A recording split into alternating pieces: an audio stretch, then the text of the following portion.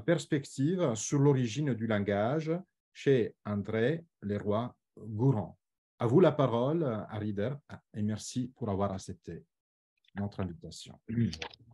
Et merci. Aujourd'hui, quand on parle de post-humain ou de la post-humanité, il y a tout un intérêt de revenir au pré-humain, donc de faire une histoire de l'espèce humaine. Une telle histoire va nous montrer une présupposition de toutes nos conceptions de l'homme, à savoir le corps humain. La pensée est un peu comme ça. Le corps est considéré comme notre côté animal, à qui s'ajoute notre spécificité comme animal politique, animal rationnel, animal symbolique. Alternative est la solution darwinienne de considérer qu'il y a une continuité entre l'animal et ce qu'on trouve à tort ou à raison d'être notre spécificité. Et aujourd'hui, si on parle de l'évolution de l'homme, de l'espèce humaine, on continue le même préjugé du corps humain en postulant une révolution cognitive qui, d'une façon magique, rend compte du langage et de la pensée. Le grand intérêt d'André Leroi-Gourhan et son livre « Le geste et la parole » est d'échapper à ces alternatives. Il prend congé aussi de ce qu'on appelle souvent l'homme naturel. En fait, l'homme naturel a toujours représenté le point de départ pour les spéculations autour de l'homme. Chez Nietzsche, l'homme et son âme sont le produit d'un refoulement des instincts qui appartient à l'homme naturel. Chez Freud, on trouve le grand mythe du totem tabou, selon lequel l'homme naturel devient l'homme civilisé en refoulant le meurtre du père primaire. Et chez Darwin, l'homme est au fond un homme naturel, au sens que ses capacités ou qualités se formaient graduellement par rapport aux autres animaux. De l'autre côté, l'homme est formé par le haut, par son esprit ou cerveau, comme chez Lévi-Strauss. Chez Lévi-Strauss, il postule une fonction symbolique sans faire la généalogie ou l'évolution de cette fonction. Alors, c'est dans ce contexte que l'anthropologie doit être transformée en paléoanthropologie, ce qui n'existait pas au temps de Darwin.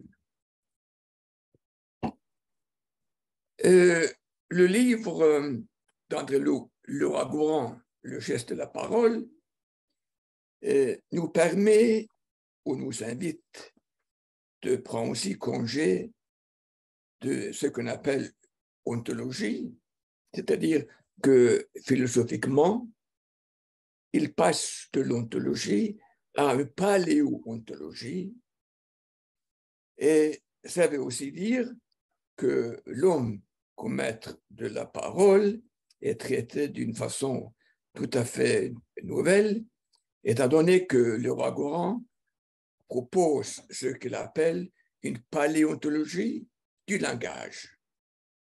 Pourquoi l'homme parle-t-il? Je vais faire un raccourci de sa pensée en répondant par une boutade. L'homme parle parce qu'il marche sur ses deux pieds.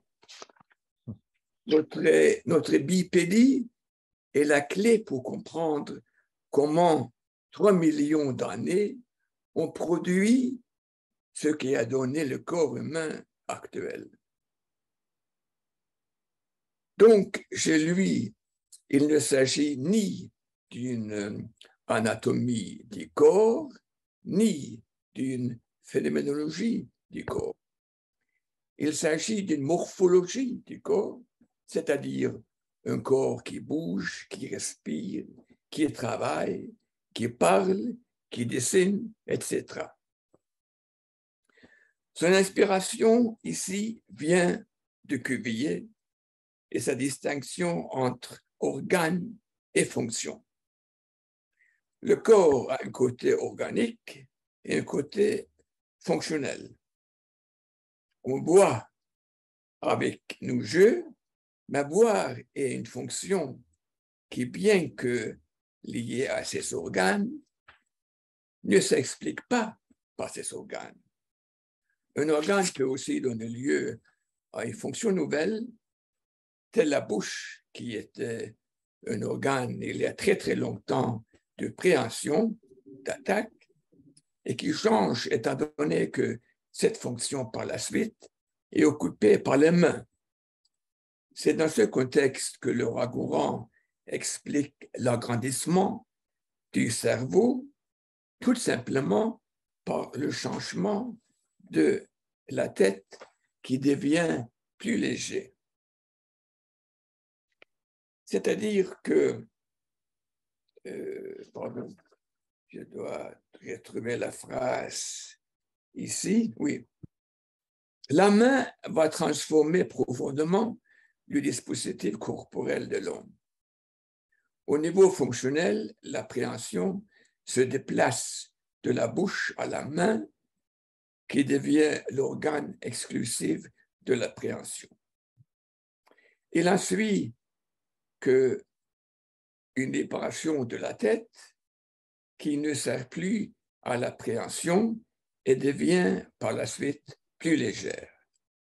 La mandibule moins forte et la denture moins grande, c'est-à-dire que le lien mécanique entre la mandibule et la colonne vertébrale s'affaiblit et la boîte crânienne libère un volume plus grand pour le cerveau. C'est pourquoi l'agrandissement du cerveau est très important pour André Leroi-Gourhan, parce que cet agrandissement ne doit rien au cerveau, mais au crâne humain, et le crâne humain est développé mécaniquement grâce à ce changement de la bouche qui devient moins fort parce que la bouche ne sert plus à attaquer ou à l'appréhension. Comment donc expliquer que le cerveau a triplé à partir de l'Australopithèque, c'est-à-dire il y a 3 millions d'années, jusqu'à l'homme d'aujourd'hui? Évidemment, le cerveau ne peut pas expliquer son propre agrandissement. On peut aussi pas postuler une utilité, c'est-à-dire que la théorie de la sélection naturelle ne peut pas, selon les rois courants, rendre compte de l'agrandissement du cerveau, parce que ce agrandissement était tout à fait inutile avant que les fonctions intellectuelles se lient au cerveau. Mais au départ de ce développement, qui a duré 3 millions d'années, on ne pouvait pas postuler une finalité ou une fonction qui explique l'agrandissement. L'agrandissement du cerveau est dû aux couches mécaniques. Et les couches mécaniques, il faut bien distinguer de ce qui est une finalité ou une fonction. La position, donc, la position contraire, c'est-à-dire contre André Leroi-Gourhan, implique un amalgame entre organe et fonction. Un organe est expliqué par sa fonction et une fonction expliquée par son organe. Ainsi, une explication fonctionnaliste devient courante en biologie. Chez Darwin, la fonction d'un organe est expliquée en vertu de son utilité face à la pression du milieu. Expliquer l'évolution du cerveau à la manière de Leroi-Gourhan est donc exclu et étant donné la non-utilité immédiate de cette évolution, ce agrandissement n'aura pas eu lieu. Je veux maintenant introduire le concept clé chez André Leroi-Gourhan pour expliquer l'évolution du corps humain. Le concept clé, c'est extériorisation. L'histoire d'un corps qui, à la fin, nous donne le sapiens, notre espace, sera l'histoire d'un corps qui s'extériorise. Extériorisation est donc son concept clé. Il en distingue trois. C'est la technique, c'est la parole et la figuration. Dans le temps de l'évolution, la technique est primaire. Bien sûr, le corps implique déjà une technicité grâce à la main. Grâce à la main qui peut prendre des choses, qui peut articuler ce qu'elle touche. Par la suite, la main se prolonge dans les fabrications des outils. L'outil est ainsi une extériorisation du corps, mais, très important, il se libère du corps et constitue une catégorie nouvelle entre l'homme et son monde.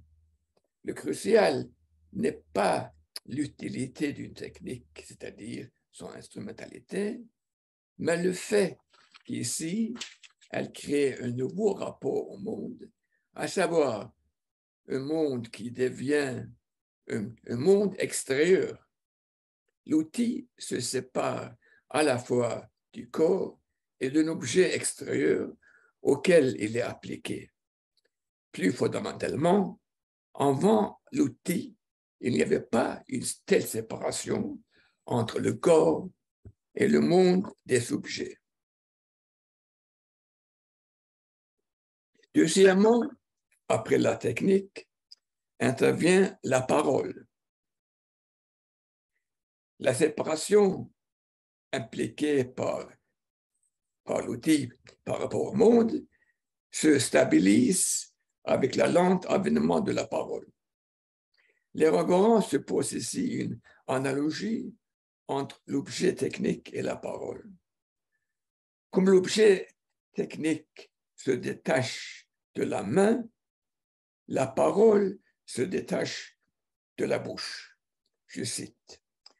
La parole est un outil verbal isolable de la bouche qui l'émet, comme l'outil manuel est isolable de la main. Pour bien comprendre ceci, la bouche seule peut nous dérouter. En fait, la parole est isolable de la bouche grâce à l'oreille. Elle ne se produit pas s'il n'est pas au départ lié à l'oreille ou à l'audition. Le son émis n'est son que son récit ou attendu. D'où la particularité de la parole qui renvoie à deux organes, la bouche et l'oreille. Mais l'oreille prédomine dans le sens que l'extériorité de la parole signifie qu'elle est partagée, collective, si vous voulez.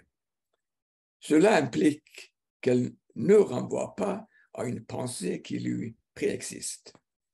C'est très important pour Leroi-Gourhan de souligner qu'une extériorisation ne suppose pas une intériorité exprimée par la parole.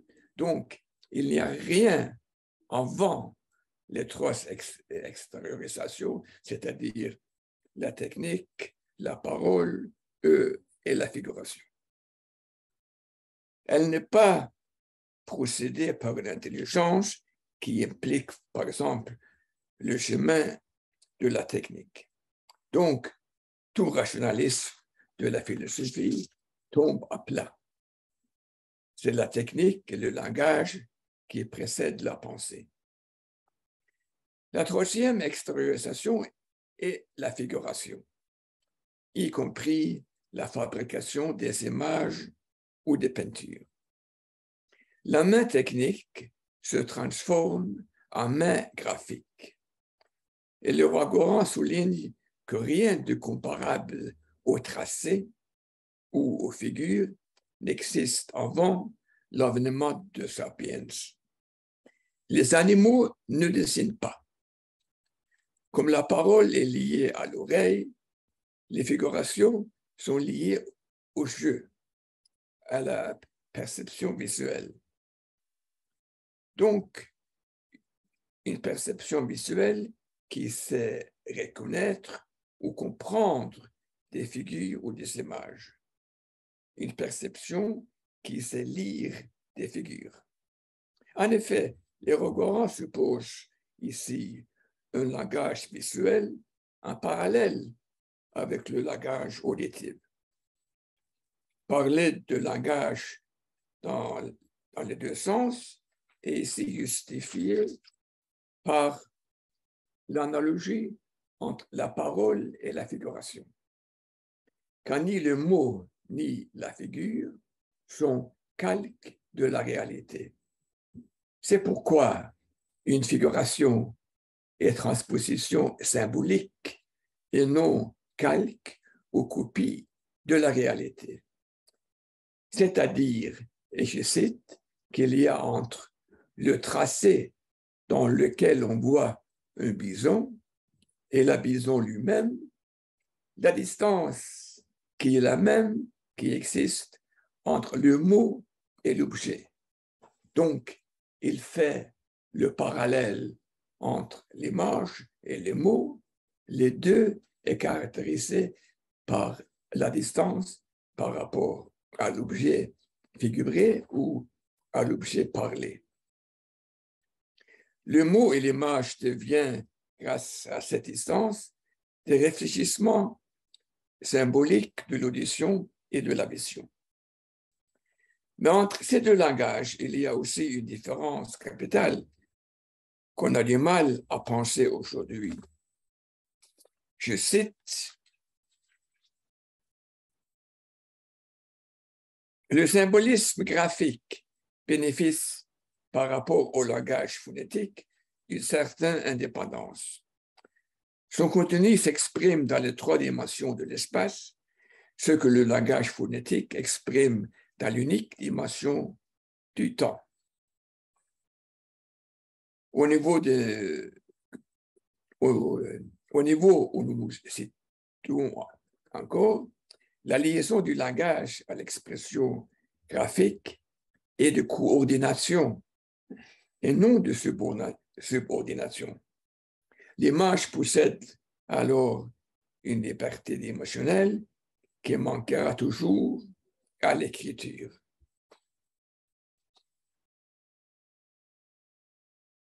On peut dire que ici, pour les rois Goran, il trouve une particularité de la pensée prélogique chère à Lévi-Brûlé, à savoir une pensée qui ne connaît pas notre écriture.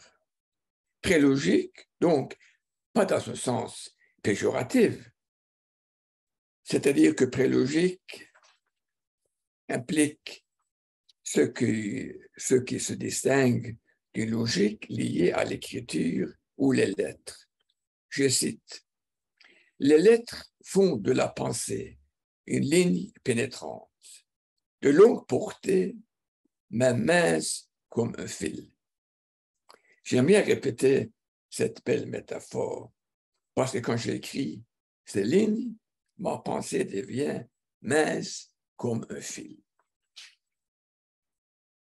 Si l'outil, la parole et la figuration créaient un monde humain, c'est qu'il nous libère d'un rapport causal au monde et à nous-mêmes.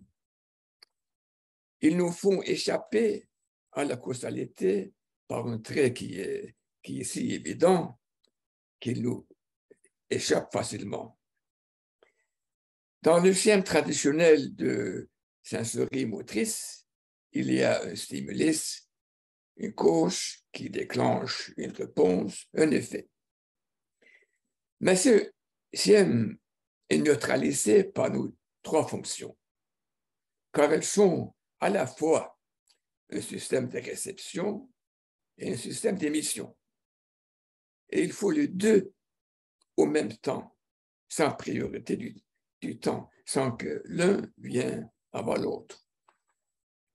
La main qui dessine, la main graphique, est à la fois une émission ou un faire, si vous voulez, et une réception grâce à la perception qui est liée à la main graphique ou grâce à la perception qui est liée à celui qui lit une image.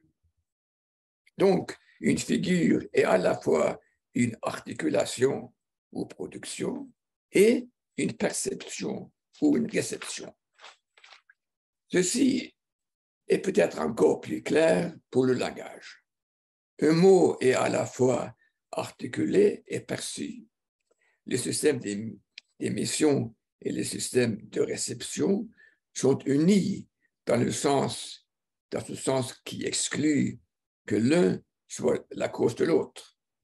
Voilà pourquoi le mot du signe peut nous dérouter, parce que un signe peut être lié immédiatement à ce qu'il désigne, c'est-à-dire que la terminologie de signe peut négliger le rapport entre le corps et le langage, ou comme un rapport entre articulation et perception. Et on comprend bien que Saussure, malgré lui, était forcé d'employer le mot signe, bien qu'il propose une conception toute nouvelle du signe. Mais ce que le Ragoran, comme Saussure, souligne, c'est que le langage est une condition de notre mémoire. Le langage crée une mémoire qui est une mémoire collective qui fait vivre les groupes humains. Cette mémoire n'appartient plus à l'espèce, mais à un groupe, je cite. D'où la différence par rapport à une mémoire génétique. La rupture du lien entre l'espèce et la mémoire apparaît comme la seule solution qui conduise à une évolution rapide et continue. C'est-à-dire qu'on rompe avec le temps géologique, c'est-à-dire les 3 millions d'années, pour entrer dans un temps proprement humain. Ni une technique, ni une parole, ni une figuration seront possibles sans une mémoire. Et la spécificité du langage est ici qu'il est lui-même une mémoire. Je dois m'approcher de la fin de mon intervention. L'originalité de l'Euragoran, c'est qu'il a su penser l'écart entre l'homme et son monde, à savoir une différence anthropologique ou, en d'autres mots, avec une expression de François Rasté, un écart ou une rupture sémiotique. Cet écart n'est pas postulé, mais expliqué à partir du corps humain. C'est trop facile de postuler cet écart, on le fait, mais si on le postule sans l'expliquer, on reste à la vide. Le grand intérêt de l'Euragoran, donc, c'est qu'il explique cet écart, cette rupture par l'évolution du corps humain.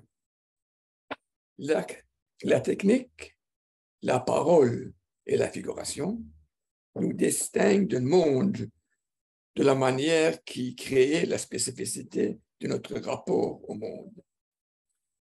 C'est pourquoi le corps humain est principalement ce qu'il faut appeler un corps grammatical et qu'il n'y a pas un homme neuronal qui sait expliquer cela.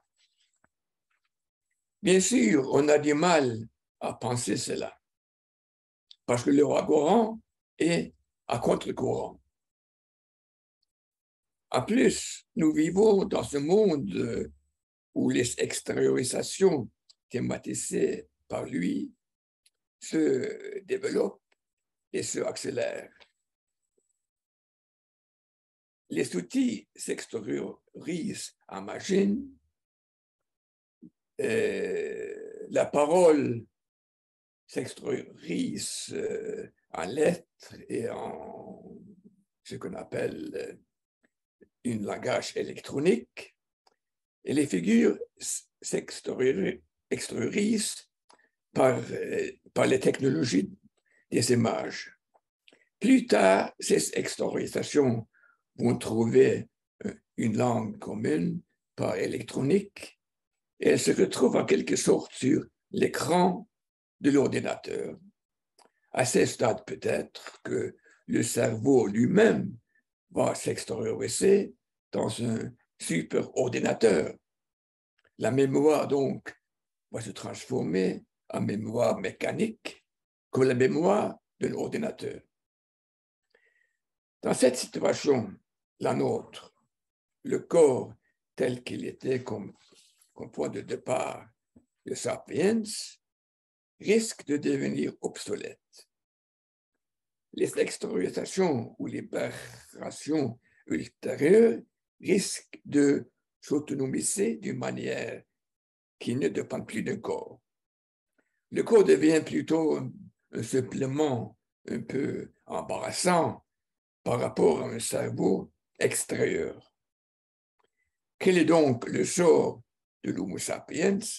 Et maintenant, je m'approche de cette idée de post-humain ou de post-humanité que je viens d'évoquer au début de ma conférence. Donc, je cite, « Libéré de ses outils, de ses gestes, de ses muscles, de ses actes, de sa mémoire, libéré de son imagination par des moyens télédiffusés.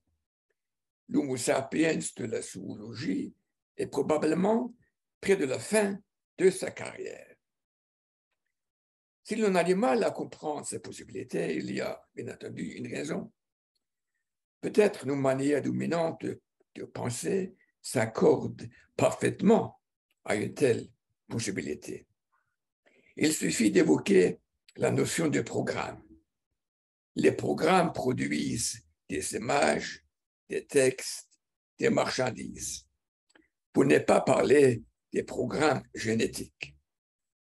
Un philosophe américain, Daniel Dennett, a même conceptualisé la sélection naturelle chez Darwin comme un programme qui explique l'évolution dans la forme d'un algorithme. Contre une telle théorie, les recherches empiriques, des résultats empiriques qui montrent que l'évolution est bien plus compliquée, semblent tomber à plat. En somme, le paradigme néo-darwinien est faible empiriquement, mais, paradoxe, fort théoriquement, en se posant un système de pensée dominant qui lui donne une évidence qui semble défier des résultats empiriques. Je pense à ce système de pensée qui mène aussi à une conception mécaniste du vivant. Il faut également souligner que pour André Leroi-Gourhan, il n'y a pas une utilité qui puisse expliquer l'évolution du cerveau ou du langage. Si on se pose une telle utilité, comme on le fait dans le néo-darwinisme, il n'y aura pas de problème de sens si l'on accepte que le sens dépasse la catégorie de l'utilité. Pire, on devient incapable d'expliquer l'origine du langage, sauf par les mythes qui posent des mutations génétiques. Alternativement, on peut affirmer que cette origine est bel et bien un mystère, comme chez Chomsky. Cette incapacité montre l'autre face d'une conception du langage qui exclut le symbolique pour réduire le langage au numérique ou au digital. Le danger que le roi Goran signale quant aux extériorisations de notre cerveau et notre langage devient donc invisible pour un courant dominant de la pensée moderne. Il en suit que la spécificité de l'homme, c'est-à-dire que ce qui est le propre de l'homme, n'existe pas. D'un côté, on ne fait que prolonger ce que se trouve chez les animaux. De l'autre côté, on est prolongé par de nouvelles technologies. Dans ce système de pensée, le symbolique n'existe pas comme ce qui est le propre de l'homme, et l'homme peut disparaître, cautionné par notre ignorance ou notre aveuglement. C'est pourquoi, à mon avis, les rois Goran est plus actuel que jamais. Merci.